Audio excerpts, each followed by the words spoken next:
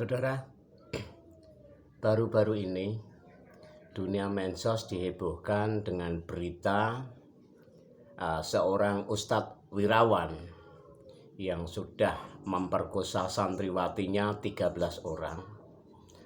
Dan hal itu dilakukan selama 5 tahun. Dan sebenarnya kasus itu sudah ditangani sekitar 2 bulan yang lalu, namun di dunia medsos baru dipublikasikan. Ada apa dengan itu sebenarnya? Dan perlu saudara ketahui, maraknya ustadz-ustadz gadungan, ustadz palsu yang ada di Indonesia.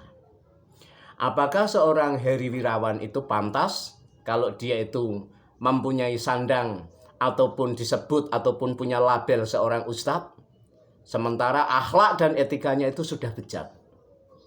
Maka dari itu kita harus cerdas dan pandai memilih. Bagaimana memilih ustadz yang baik, bagaimana memilih ulama yang baik. Saat sekarang Indonesia sedang dijajah dengan kelompok-kelompok para bajingan-bajingan teroris yang memakai topeng agama, memakai ulama. Jadi ulama yang ada di Indonesia itu sebenarnya yang masih baik itu sangat banyak. Seperti Habib Lutfi, Dr. Hurai Shihab, almarhum Gus Dur, dan masih banyak, ada Gus Mus, ada Agil Sirot, itu ulama. Dan kalau perlu kalian ketahui, apakah yang namanya pemimpin kita, Presiden Joko Widodo itu bukan ulama? Apakah Ma'ruf Amin itu bukan ulama?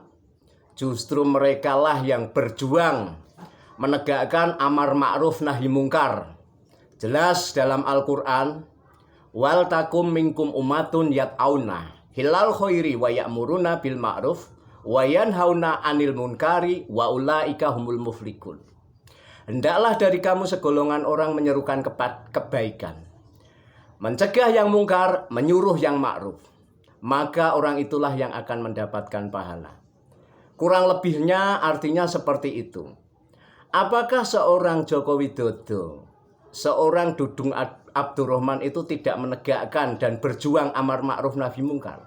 Justru inilah ulama yang benar-benar menegakkan amar ma'ruf nahi mungkar itu ya Pak Joko Widodo, Pak Dudung Abdurrahman.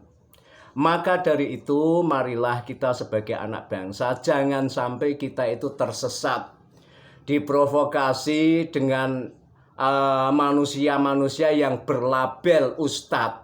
Kalau ceramahnya mencaci maki, menghujat, menyerang pemerintah, mengkafir-kafirkan, dia bukan ustadz, melainkan dia adalah teroris yang menyusup.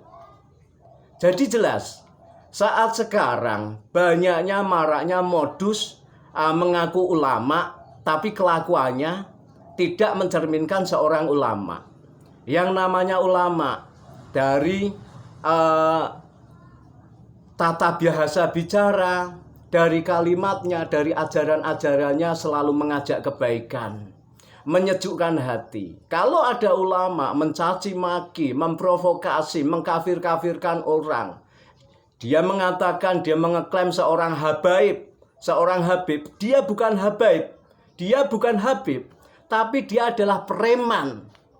Dia adalah salah satu kelompok yang nantinya akan merusak negara kesatuan Republik Indonesia. Bahkan bisa saya sebut seorang teroris. Maraknya teroris yang sudah menyusup di semua sendi, di semua lini di Indonesia. Baik dari tingkat sekolahan, tingkat masyarakat, bahkan sampai ke tingkat pejabat. Ini pemerintah benar-benar harus bertindak tegas, melakukan tindakan secara persuasif, preventif,